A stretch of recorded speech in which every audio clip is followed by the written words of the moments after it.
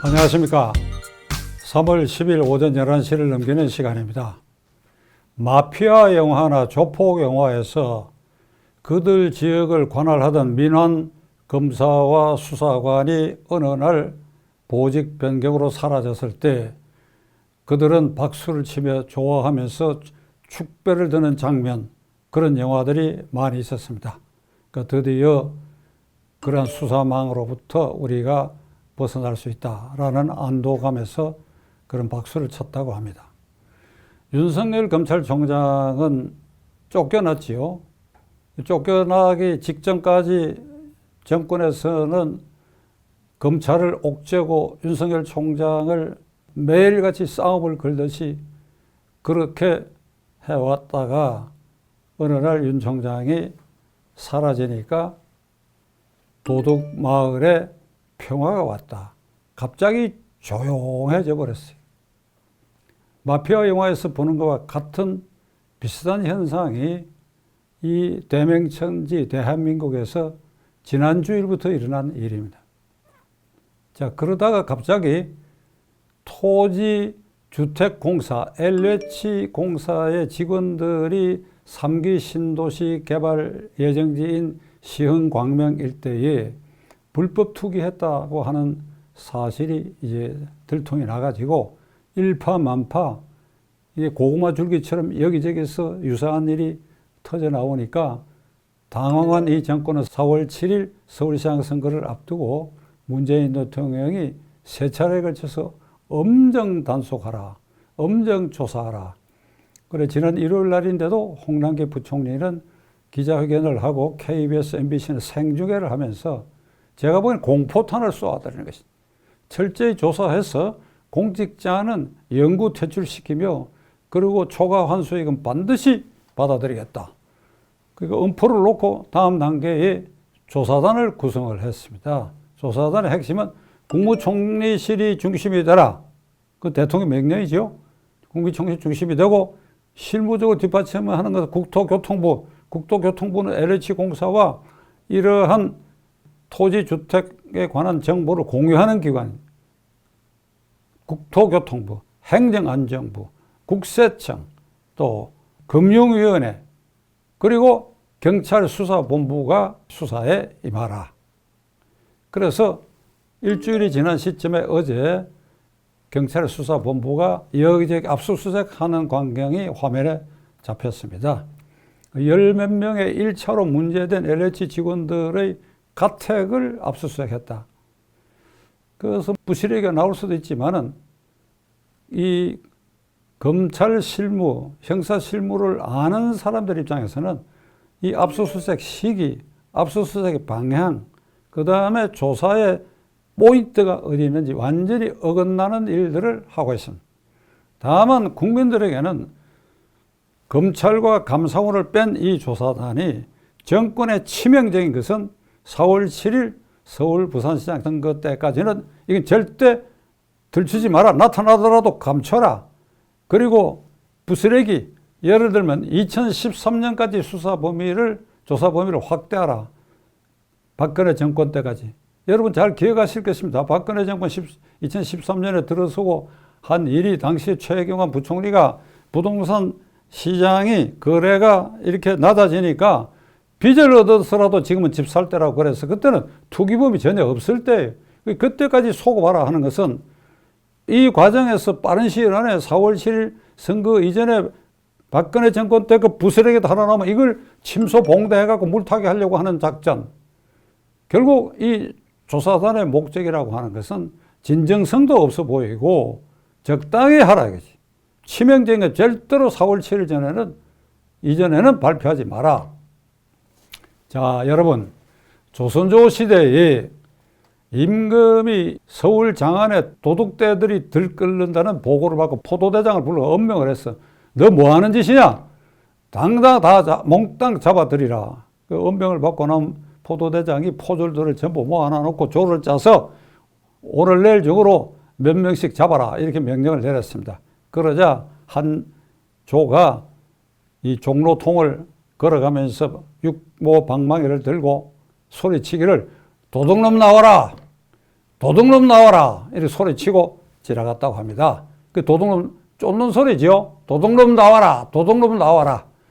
무슨 총리실, 국토교통부, 행정안전부, 금융위원회, 그 다음에 경찰의 허물허물한 정권의 충견 노릇을 해왔던 그 경찰이 수사본부를 차려서 우리는 수사한다.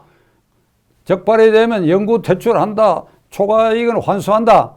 이거 전부 종로 통해 그 포졸들처럼 도둑놈 나와라, 도둑놈 나와라. 도둑놈 쫓고 있는 거예요, 이게.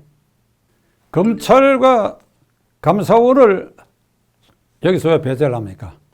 이 사건은 검찰이 주축이 되어 수사를 하고 거기에 실무적으로는 감사원의 감사팀들이 여기 달려붙어 가지고 이걸 진상을 줘야 제대로 밝혀질 것이고 국민 신뢰도 얻을 텐데, 검찰은 이 정권의 적으로 치부해 가지고 검찰 해체를 위한 작업이 한창 진행되고 있고 윤석열 총장도 쫓아낸 마당이니까 다시 그 검찰을 불러들일 엄두를 못 내는 것이죠.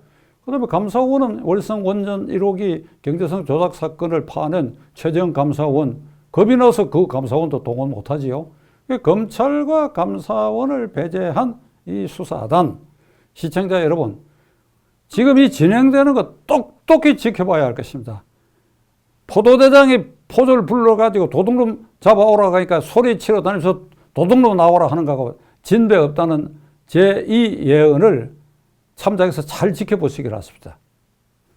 현재까지 드러난 LH공사 직원들의 이 투기 수법은 이른바 떴다방을 뺨칠 정도로, 예를 들면 1005 입방메타, 약 300평 가까이 되는데 1005 입방메타에 대해서 그것이 수용돼 가지고 건축하게 되면 보상금 외에 아파트 한 채를 입주권을 받게 됐다는 것입니다.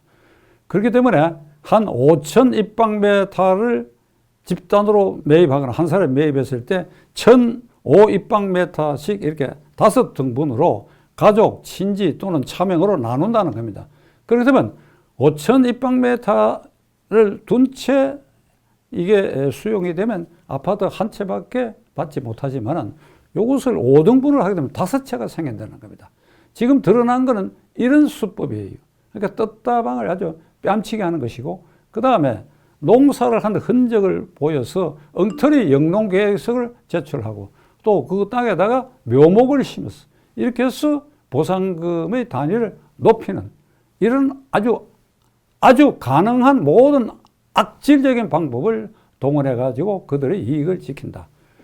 LH공사 직원들은 이렇게 얘기한다고 합니다. 우리는 투자를 했다. 왜 투기냐?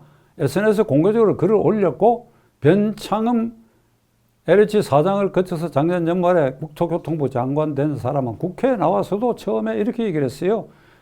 미공개 정보를 이용한 투기가 아니고 정당한 투자라고 본다. 이래갖고 이게 몰매를 맞았고, 그 다음에 LH공사에 근무하다가 건축관계 회사에 취업한 사람들, 그러니까 그 사람들이 최근에 보도된 바에 의하면 LH공사가 발주하는 공사의 절반 이상을 이러면 정관예우 대우를 받는 LH공사 임직원으로 있던 사람들이 나간 건축관계 회사, 거기가 50% 이상을 이렇게 독점하듯이 했다.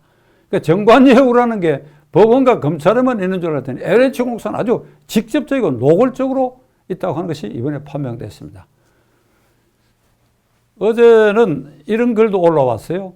억울하면 당신들 하는 일 그만두고 LH공사에 취업하라고 약 올리는 글까지 올라왔는데, 이 20, 30대 젊은이들은 평생 집 갖기가 불가능해진 것이 이 정권 들어서고부터입니다.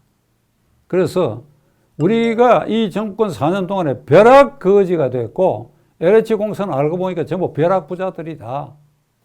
자, 이 지경에까지 나아가고 있습니다.